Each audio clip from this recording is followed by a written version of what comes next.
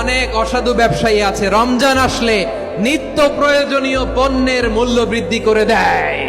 এরকম আছে না নাই? এগুলো করবেন না, মজুদদারি করবেন না, পণ্যের কৃত্রিম সংকট বাজারে করবেন না।